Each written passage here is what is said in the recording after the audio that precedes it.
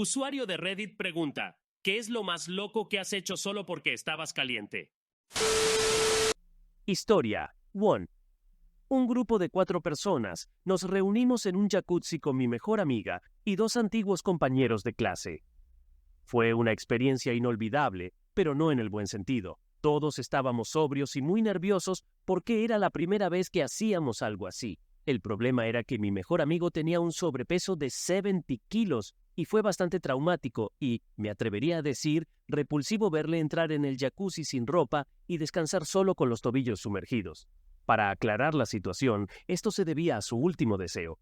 Hace 3 meses le diagnosticaron una cardiopatía terminal y le dijeron que no le quedaba mucho tiempo. Hace 2 semanas me dijo que su último deseo era celebrar una pequeña fiesta con 2 chicas del instituto que siempre le habían gustado. Lo que no entiendo es por qué quería que estuviéramos juntos. Al principio pensé que tenía algo que ver con los vídeos que solíamos ver cuando éramos compañeros de clase, pero la verdad es que todavía no lo tengo muy claro. Historia 2. Tenía unos 12 años, la edad perfecta para explorar y aprender. Por alguna razón se me ocurrió que sería una gran idea meterlo en una botella de agua. Sin embargo, mi miembro era demasiado grande para caber en el agujero mientras estaba erecto. Así que, resumiendo, se me ocurrió la brillante idea de meterlo blandito y luego colocarlo en posición una vez dentro. Pero una vez que empecé a empujarlo dentro de la botella, el agujero apretaba y dolía muchísimo. Al final, se atascó y no había forma de sacarlo. El pánico se apoderó de mí y empecé a gritar angustiada por el dolor, pensando que nunca podría liberarme de aquella terrible situación. Afortunadamente, estaba sola en casa, así que no había nadie más para presenciar mi angustia. Cuando superé la fase de pánico, recordé que, en un programa de televisión, habían recomendado tomar una ducha fría para ralentizar el flujo de sangre. Así que corrí al baño a darme una buena ducha fría, y funcionó. Nunca antes había sentido tanto alivio como cuando por fin conseguí liberar aquel objeto atrapado en la botella. Cuento 3. Mi primo Walter intentó hacer cosas desagradables conmigo hace varios años, pero me di cuenta de que no era lo bastante flexible como para permitirlo. Así que hice lo lógico, me tumbé boca arriba y me agaché de forma que mis pies quedaran por encima de mi cabeza. Fue entonces cuando ocurrió algo inesperado. La primera y última vez que me unté toda la cara, no podía entender cómo las mujeres podían disfrutar con algo tan asqueroso. Dormíamos en la misma habitación de hotel, mis padres y yo, y nos repartíamos las 2 camas dobles. Una noche me despertó bruscamente el cabecero de la cama golpeando contra la pared. Cuando me desperté, me encontré con una escena que no podía creer. Mi padre estaba junto a mi madre, pero ninguno de los dos se dio cuenta de que me había despertado. La habitación estaba a oscuras, solo el movimiento de mi padre era visible a través del reflejo de la luz de la luna, que creaba un efecto de contraluz, resaltando la perfección de su silueta. En ese momento tenía mucho que asimilar y no me di cuenta de que mi amigo también se había despertado. Una cosa llevó a la otra y allí estaba yo, junto a mis padres, fingiendo que aún dormía mientras les escuchaba. Cuento 4. En una Navidad, mi tío le regaló a mi padre un juguete Elmo de rock and roll. Los juguetes de ese tipo suelen acabar en el fondo del armario en menos de una semana porque solo tienen gracia durante unos 5 minutos. Así que, un día, estaba solo en casa, recién salido de la ducha, y buscaba cosas con las que entretenerme. Después de buscar un rato, encontré el muñeco Morrocandroll. Para los que no estén familiarizados con el Elmo del rock and roll, básicamente simula tocar la guitarra mientras canta y vibra. Me di cuenta de que había un hueco perfecto entre su brazo y la guitarra, más o menos del tamaño de un lápiz. Mientras sonaba su canción, me hacía cosquillas. Al cabo de un año más o menos, me picó la curiosidad por saber dónde estaba nuestro amigo Elmo. Resulta que mi madre lo donó a la Cruz Roja, lo que significa que algún otro niño está jugando con un elmo potencialmente venenoso. Me siento culpable por ello y algunos días desearía poder localizar y secuestrar a Elmo. Debería ser mío. Cuento 5. Cuando tenía unos 13 años, estaba sentado en la ventanilla de un avión. Para mi regocijo, había cerca una azafata despampanante. A pesar de llevar pantalones, me las arreglé para darme placer discretamente bajo una manta. Tenía demasiado miedo de que me pillaran como para exponerme del todo, pero la experiencia me dejó bastante satisfecho.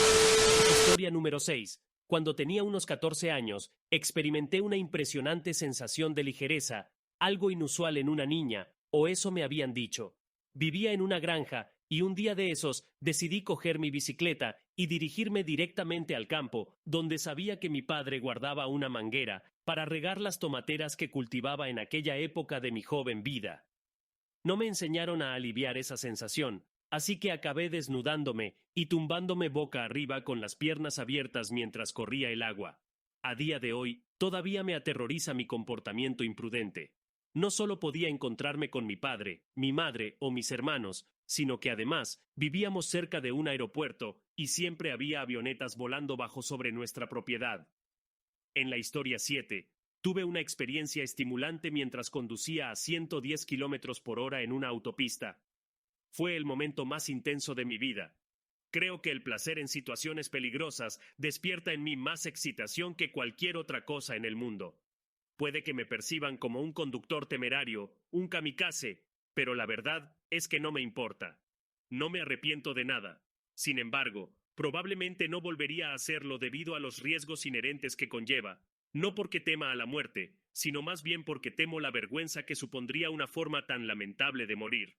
Mi última hazaña fue extraer el veneno de una serpiente en una cabina de bronceado. Siento que por fin he encontrado mi lugar en el mundo. Historia 8. Cuando solo tenía 11 años, se produjo un peculiar incidente con una figura desnuda de un personaje callejero que había sido pintada.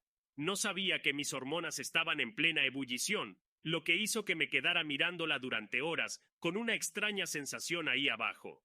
No entendía su propósito. Era simplemente una forma de explorar mi cuerpo, aunque no podía comprenderlo del todo. No lo veía más que como un trozo de plástico. Un día, sumida en la confusión, llegué accidentalmente a un punto de inflexión al abrazar la figura.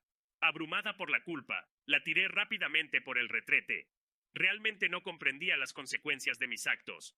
Al día siguiente, para mi sorpresa, descubrí que la figura había atascado el retrete, haciendo que el agua rebosara por el suelo. En ese momento entró mi madre, con una mezcla de asombro y rabia en los ojos. Me quedé sin palabras y solo pude murmurar algo sobre un experimento científico que había salido mal. Cogió la figura, se la enseñó a mi padre y me castigó 2 semanas por romper el retrete. El resto, como suele decirse, es historia. Historia 9. Acababa de entrar en la pubertad y mis hormonas estaban por las nubes. Para ir al grano y no haceros perder el tiempo, había desarrollado una curiosidad por introducirme cosas por detrás. Todo empezó cuando experimenté con un dedo mientras me duchaba. Como el punto de placer masculino está situado en la espalda, descansando sobre la próstata, experimenté una sensación como nunca antes. Empecé a experimentar con objetos como peines o cepillos de dientes que ya no utilizaba. Una vez que le cogí el truco, decidí pasar a cosas más extravagantes como linternas o pelotas de ping-pong. Esa noche, en el cuarto de baño, pensé que sería una aventura emocionante experimentar con varios tapones de frascos de colonia. El primero entró sin problemas, el segundo requirió un poco más de fuerza, y para cuando entró el tercero, mi amiguito estaba más caliente que nunca. Y entonces ocurrió. Al principio, sentí un ligero hormigueo, luego pasó a un escozor moderado, y finalmente, todo mi intestino inferior sufrió un dolor insoportable, como si tuviera una rata dentro. No bromeo, los vapores de los tapones de colonia habían entrado en contacto con el revestimiento de mi intestino y era literalmente el peor dolor que había sentido nunca. Intenté forzar la salida de los tapones con contracciones musculares, como si intentara expulsar una deposición grande, pero estaban demasiado atascados. Al final, me tumbé de espaldas en la ducha y empecé a golpearme el estómago con toda la fuerza que pude reunir, mezclando mis lágrimas con el agua que corría por mi cuerpo. Finalmente, los tapones salieron disparados como corchos de champán. En ese momento, sentí un alivio instantáneo. Dolía, pero había triunfado, y me sentí orgullosa de mi gran hazaña. Sí, me refiero a expulsar los tapones. Hasta el día de hoy, nunca he hecho algo tan tonto como eso. Nunca más volveré a introducir objetos extraños por la puerta trasera. Historia 10. Esta es una cuenta que creé únicamente para contar esta historia, lo cual es un poco extraño. Así que prepárate. Sucedió en octubre de 2010, un lunes por la noche sobre las 10. Al día siguiente, tenía que trabajar. Estaba tumbado en el sofá, en pijama, hojeando mi perfil de Tinder en el teléfono cuando, de repente, una chica me envió un mensaje. Empezamos a hablar y parecía muy simpática. Solo tenía una foto borrosa, probablemente tomada con una webcam anticuada, pero se notaba que no era fea. Para que te hagas una idea, tenía más o menos mi edad y los dos teníamos casi 30 años. La conversación fue agradable y ella encantadora. No soy muy bueno captando las indirectas de las mujeres, así que me mantuve cauteloso. Tras un minuto pensando que no debía precipitarme, le propuse quedar algún día para tomar un café o algo así. Sin embargo, me sorprendió proponiéndome quedar esta noche para tomar una cerveza. Dudé unos segundos, teniendo en cuenta que mañana era lunes y todo eso, pero tras pensarlo detenidamente, me dije, esta noche voy a arriesgarme. Así que acepté, me vestí de nuevo, lo que me llevó unos 20 minutos, y me dirigí a un bar del que nunca había oído hablar. Ella fue la que sugirió que quedáramos allí. No había visto un lugar más sucio en toda mi vida. Era un bar de mala muerte en el que ninguna persona en su sano juicio entraría a menos que estuviera completamente desesperada. Y ese era mi caso. Intenté calcular mis posibilidades de tener suerte con esta bomba y decidí aventurarme en aquel agujero infestado de insectos, al que me referiré como taberna. Llegó un rato después, sobre las 11 de la noche. Era aún más guapa que en su foto y tenía unos ojos increíbles. La verdad es que estaba fuera de mi alcance.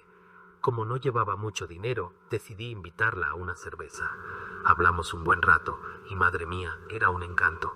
Sin embargo, fumaba como una chimenea y se bebía la cerveza como un divorciado a medianoche.